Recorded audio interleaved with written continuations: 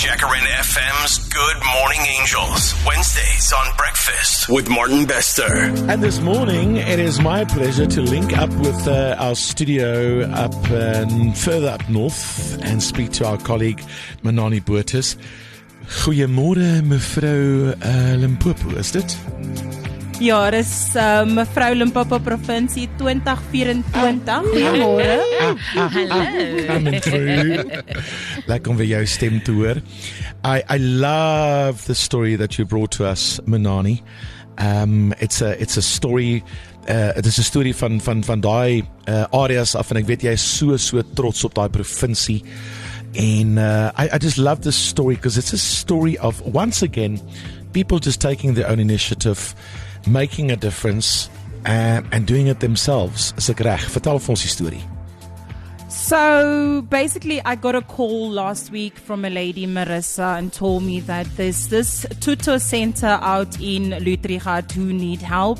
So basically, they've started this tutor for the reasons being it's an early childhood development center, and they needed help because there's such a small group, but they're hoping to expand and just to get more kids because there's a lot of those kids who have autism.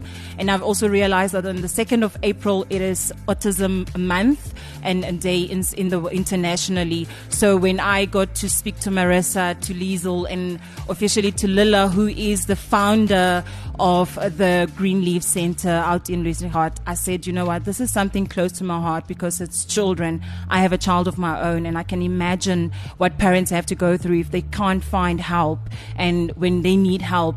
And in situations like this, children need to have the basic education, and it starts at an early age. And when it comes to kids with special needs, the assistance and the help and the tutoring is actually highly specific and skilled. You need something more specific for them. And if that is not there, what do you do? As jy in 'n area bly waar daar nie sulke tipe van if there's not that kind of assistance, then what do? I suppose you move away to a bigger center. Yeah. Or a bigger city or a bigger town where there is, or your child suffers. Yeah, exactly. Yeah. Or do you decide to do something about it? Am I right, Manani? What was done? So Lilla started this foundation a couple of years ago. And then he started with only 3 children. She's going to tell this story, but now they have around about 9 children. But she is here in studio with us. I think she's going to give a more higher story as to why she started the center and what is the mission and a vision and what is the purpose behind it. Lilla is here with us in studio. Good morning, Lilla. Lilla, good morning. Thank you for being here on the show. How are you doing? Good morning. Very, very well. Thank you, Martin. And thanks so much to everybody for having me. So tell me more about Greenleaf's Academic Wellness Tutor Center. This was born out of a great need. Martin, I've been in mainstream education for many, many years. As an educationalist, I was head of department and acting principal in a well-known ECD center in our town. And obviously, year after year, you see children that are in the class, but that are not actually performing to their full potential because they actually have special needs that often mainstream can't cater for from a logistical perspective. So a lot of parents approached me and, when the time comes, it comes. And last year, in around about March, I decided it was time to take a chance, give up my fixed income and pension and medical aid and take the leap of faith. And I converted areas in the home that I am renting to make it accessible for children.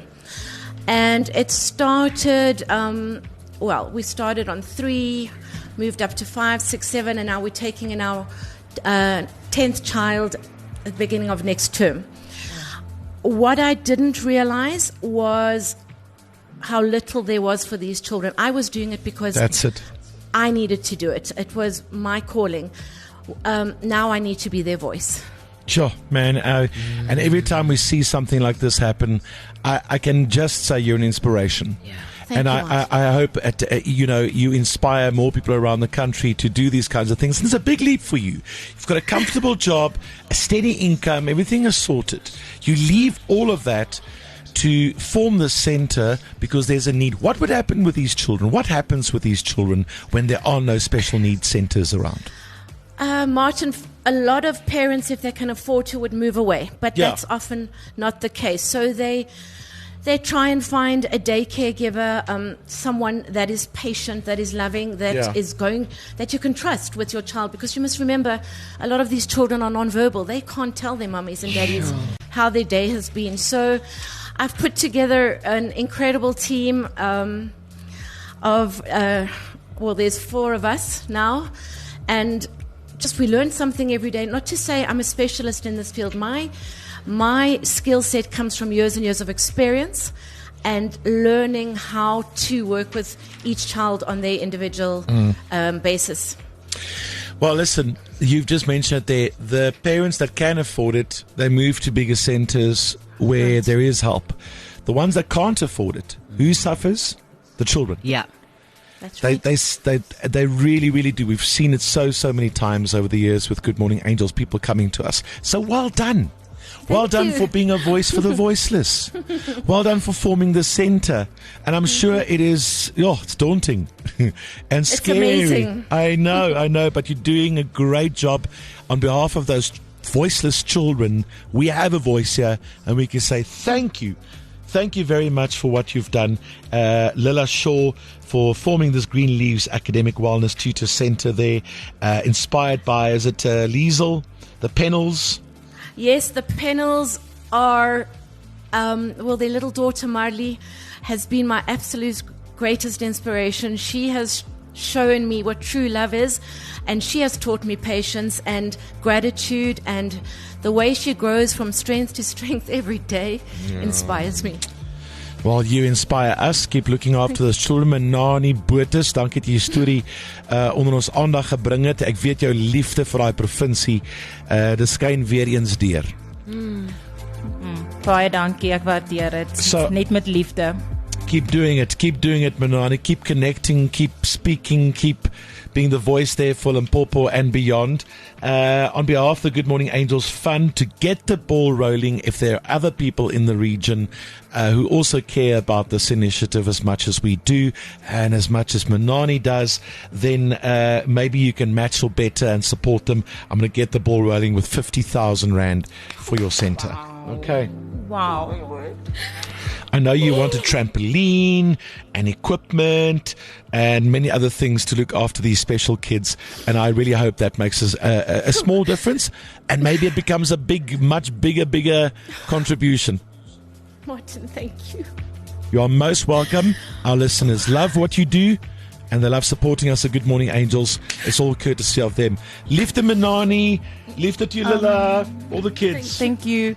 Martin, also Mall of the North are going to donate 2,500 Rand towards this initiative as well. Thank you, Mall of the North. I always say it when other people in the direct community or in the area get involved. That's how we move things forward. Yeah. That is how we support each other. And quite frankly, Mall of the North, you've made an investment in your own people, children in your province. Yeah. And I love that. Dankie julle hoor. Groete vir kinders. Liefde vir almal. Bye, dankie Martin. Thank you. Good morning, Angels. Good job, Angels. Good job. You're with your morning family. Breakfast with Martin Bester.